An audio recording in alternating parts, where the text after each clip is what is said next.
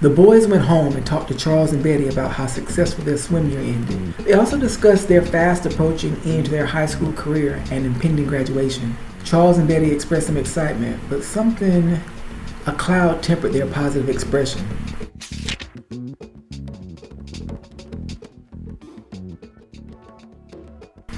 "What's going on, Betty?" Chase and Chance wondered if this obvious transition from young boys into teenagers ready for the next phase of life had really started to hit them. Charles and Betty could be feeling as though they were losing their 8-year-old children.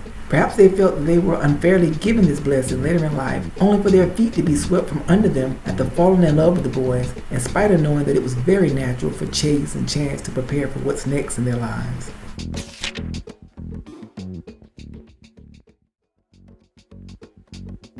"We haven't shared it with you, but neither of us have felt well for some time. Tonight is just a bad health night. Tomorrow should be better." "Wait, no secrets. Is this the truth by omission? We both would have felt horrible if we took you away from the pool. This swim season really has changed you." Not really wanting to press the issue or having a reason to, Chase and Chance let it go.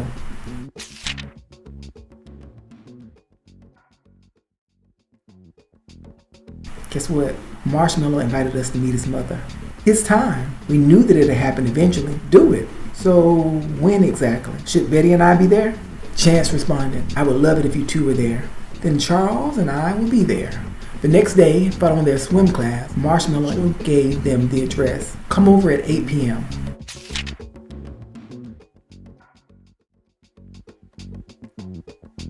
Chase, Chance, Charles, and Betty all had dinner. Unlike previous dinner topics, they discussed exit strategies. They agreed that there were really no exits once they went over. Chase had only one experience with a witch, Emily, and very few opportunities to test his powers on a witch. He knew that he could cloak himself from others from a witch, but felt uncertainty whether he could influence a witch's behavior as he could a normal person. He did know that he had some abilities to influence a protector. Up until now, Marshmallow had not seen the boys in their true form. Perhaps he could influence the other witch too. If there ever was a strategy, that would be it. He would protect Chance, Charles, and Betty at all costs.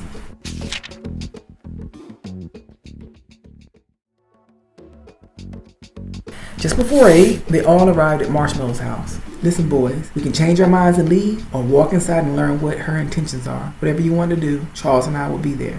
"Let's find out." Chase made up his mind to try with all of his might to challenge himself. He spoke positive thoughts in advance of meeting. "No harm will come to my family or to me."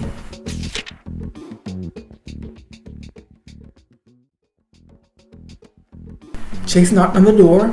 The woman of the house answered. Her cat was at her heels. "Come in. I'm Miriam. Have a seat in the living room." The twins, Charles and Betty, walked inside and were seated.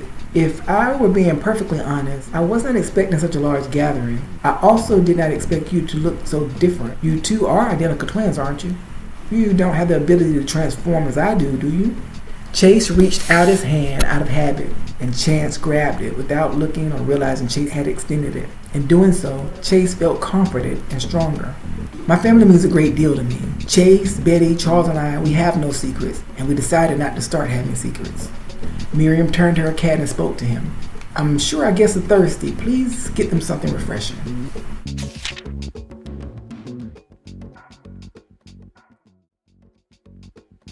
The cat turned himself into an adult male dressed in a butler's uniform. He left and returned with 5 glasses, a glass container with ice cubes and ice tongs. He placed the glasses in front of each guest. He then picked up his kettle and asked what each was having. Sensing the initial awe and awkwardness the cat's transformation had on Charles and Betty, Miriam took the opportunity to show an even friendlier magical request. "I have lemonade." The butler poured. Charles understood what was happening. "I haven't had my evening coffee. I'll have a cup of decaf." Charles' glass cup transformed into a coffee mug as the butler poured his piping hot beverage of choice. Betty wanted something stronger to calm her. She needed something to help her process this fast-paced antics and these apparently natural behaviors and abilities in the world of a witch. "I'll have a glass of Argentinian Malbec. Please add 2 cubes of ice to chill it perfectly for me. Water and pop for us."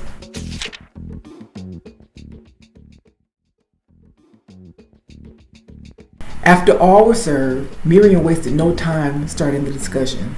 As I mentioned earlier, my name is Miriam, and I want to harness the power of a black heart witch. My best chance at achieving this is with the help of a powerful yellow eye. She wants you both dead, and I want you both alive. As a team, we can defeat her. You can continue to try to live a life of anonymity, or you can fight and triumph over her as you seek and attain revenge for the death of your family.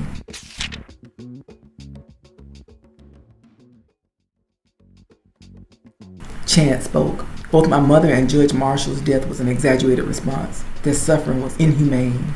Chase then spoke. Where's Stanley? Is he safe? Is Dolores okay? Emily has not harmed Dolores. Chase and Chance began to breathe a sigh of relief. Then a ton of bricks were placed on their teenage chests. Miriam flatly and matter-of-factly continued. She killed Stanley and watched him breathe his last breath. He did suffer. He happily died to give you both a chance at life.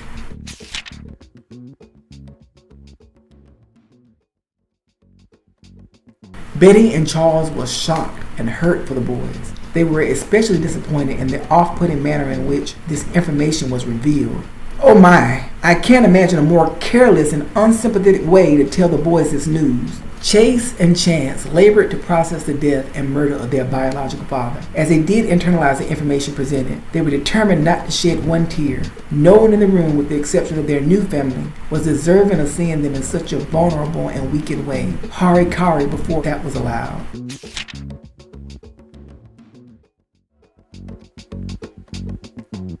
While no one in the room could explain it, suddenly everything felt warm. The butler rubbed the nape of his neck and then the brow before resuming his stoic position. Miriam acknowledged Betty's comment with a nod of her head, but knew she must strike now and be completely upfront if she had any hope of securing their allegiance. I recorded the final moments. I want you to see it and use the pain. Harness the pain and allow it to strengthen you both. Twins are special. It doesn't matter that one is born a yellow eye.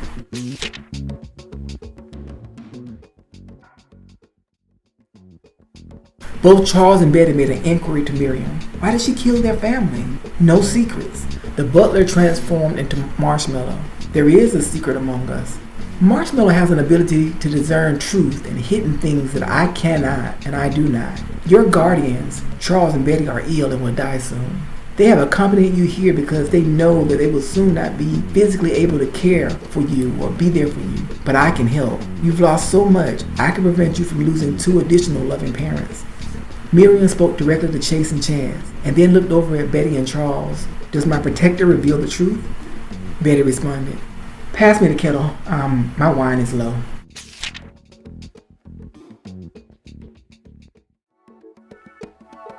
As she poured her wine, she looked at her husband and began to speak.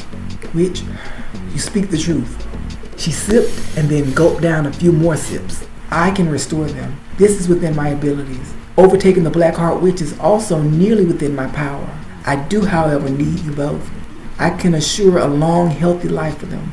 You've seen how my protector's abilities complement yours. Imagine how much more he and I can amplify your natural strengths. Without hesitation, Chance and Chase responded. We'll help. Please save them.